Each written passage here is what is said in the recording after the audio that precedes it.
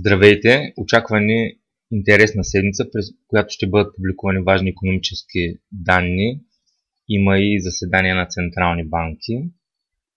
Евродолар все още продължава да консолидира в добре познатите ни граници, като това основно ниво на подкрепа е 1,08 и при пробив се открива пътя към минимума, който беше достигнат през март, 1,0460. Това е по-вероятното развитие на ситуацията, пробив надолу, тъй като фундамента все още е в полза на долара. Очаква се ФЕД да повиши лихвите до края на годината. В сряда на заседанието нищо ново нямаше, но както се казва, така вратата остава отворена за повишение на лихвите през септември или декември. Тъй като тогава има пресконференция след заседанията и едва ли такова важно решение ще бъде взето без да има възможност да се обясни защо се прави. Но интересното е, че при еврото има едни потоци, които са свързани с риск апетита, тъй като когато купуват европейски акции, инвеститорите хеджират валутния риск и продават евро. Когато е повишен риска, съответно няма покупки на акции или пък се продават и се развързват хеджовете, така че пък еврото получава подкрепа от повишен риск, което по принцип не е нормално, но в момента е такава ситуацията. Но ако трябва да обобщя, все още сме в консолидация при изясняване на ситуацията около ФЕД, т.е. кога ще вдигнат лихвите, ще има и движение на някъде, най-вероятно на юг. Паунд-долар също консолидират, но тук вече и двете централни банки, съответно щатската и британската, могат да повишат лихвите. Тази седмица е много важна за паунда. Има така наречения супер четвъртък, в който има доклад за инфлацията и заседание на Централната банка, като този път ще бъде публикуван протокол от предишното заседание, така че прекалено много информация ще има в един ден. Освен това, пък първите 3 дни от седмицата са за PMI индексите в сферата на производството, строителство и услуги, така че тази седмица може да се очаква волатилност при паунда и пробив в някои от двете посоки на този рейндж. Въпреки че за мен трудно ще има тренд при паунд-долар. По-скоро ако Централната банка на Англия започне агресивно да повишава лихви, което не е изключено, тренда може да е нагоре, но при евро-паунд посоката е на юг. Тъй като Централната банка на Англия ще повишава лихви, ЕЦБ все още печата пари, така че тук ситуацията е много по-ясна, отколкото при паунд-долар. Австралийския долар, като всички други суровинни валути, ето го и канадския, са в нисходящ тренд. Долар, щатски канадски долар е във възходящ, но канадския долар е в нисходящ. Това се дължи на опасенията за китайската икономика и понижаването на цените на суровините. Петрола щатския направи най-голямото понижение седмично от 2008 октомври месец, Брента от декември миналата година. Производството се увеличава, така че тук тренда просто няма как да се промени в скоро време и на фокус излизат отново нивата на това двойно дъно 1.4390, 1.4410. Така че ако трябва да осъдим, 1.44 е подкрепата, която е следващата цел на нисходящо движение. Ако в Китай не се оправят нещата, за сега няма такива изгледи, там отново явно ще трябва да печатат пари под някаква форма. Всички стоки ще бъдат под натиск цените и съответно суровинните валути. Ето и златото. След този номер, така в кавички, който направиха китайските трейдери, то не можа да се възстанови и се търгува около $1100 за трой унция. Акциите продължават да консолидират, тъй като голяма част от това поскъпване беше заради очакването за печатане и печатането на пари от страна на ЕЦБ. Това е германския фондов индекс. Тъй като тези новини са изконсумирани вече, трябва нещо ново, за да се възстанови тренда, но в скоро време аз поне не виждам какво ще е то, така че тук по-скоро ще се запази консолидацията.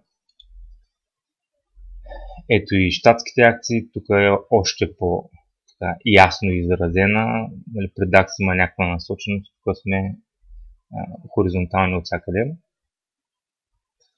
И тук ще бъде интересно, когато стане ясно, че ФЕД ще повишава лихвите, тъй като и това поскъпване е заради печатане на пари. Когато тези пари започнат да стават по-скъпи, ще трябва да се затварят позиции. Зависи вече и фундаменталните данни. За мен най-вероятният сценарий е първо продажби на акции след повишаване на лихвите от страна на ФЕД и след това вече, ако продължи така възходящия тренд в икономиката, т.е. повишаване на брутния вътрешен продукт, подобряване на резултати на компаниите, възстановяване на възходящия тренд или поне преминаване в консолидация. Както казах, тази седмица има доста интересни работи. Още в първия ден, т.е. днес, започват PMI индексите. Вече излезе китайския, който е по-слаб от очакванията. Като най-интересен е английския за сферата на производство, който излиза в 11:30 наше време. В 15:30 ще бъдат публикувани личните разходи за потребление и доходите.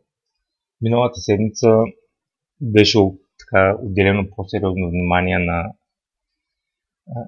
показатели за инфлацията, като първо дефлатора на брутния вътрешен продукт за САЩ беше по-висок. Това подкрепи долара. Ето това падане на еврото, на евро-долар по-скоро.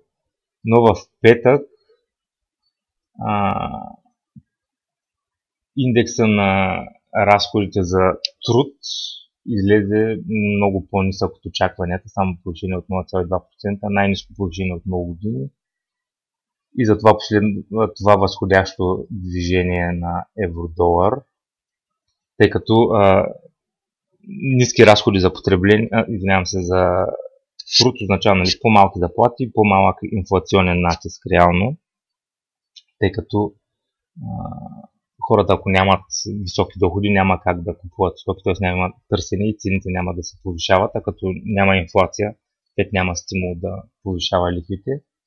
Но реално аз от 15-16 години вече съм на пазарите и не бях виждал този показател да оказва влияние и след това виждате евро-долар върна, тъй като да, важен е долу-горе този показател в момента, но чак пък толкова. Така че малко беше буря в чаша вода работата.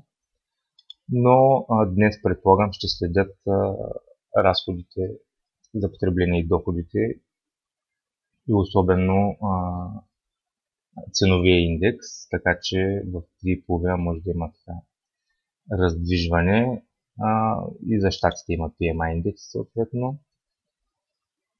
Утре се започва с продажбите на дребно в Австралия, след това решението на Австралийската централна банка в 7:30 наше време. В 11:30 отново има PMI индекс за Англия, той е път за строителството. В сряда безработица на Нова Зеландия. След това са PMI индекси за сферата на услугите. В 3:15 е проучването на заетостта от ADP. Това е компания, която обработва заплати. Това е като малкият доклад за заетостта.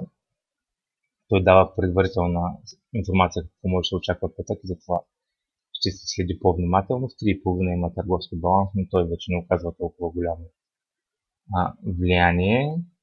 Стигаме до супер четвъртъка, данни за заетостта в Австралия и след това вече англичаните излизат така на сцената. В 11,5 индустриалното производство, в 2 часа са доклада за инфлацията, протокол от предишното заседание на Централната банка на Англия и решението от текущото заседание. Тук ще се следи дали вече някой е гласувал за повишение на лихвите и ако това се случи, паунда може да поскъпне много рязко. Може да има много висока волатилност в четвъртък около 2 часа, имате предвид това. И в петък вече започваме с решението на Централната банка на Япония, след това пресконференция и в 3,5 наше време доклада за заетостта в САЩ. Очакват се 225 000 нови работни места. Да видим какво ще излезе, но ако излязат на 250 примерно, долар може да се засили много рязко. Така че очаква ни интересна седмица. Пожелавам ви успех и благодаря за вниманието.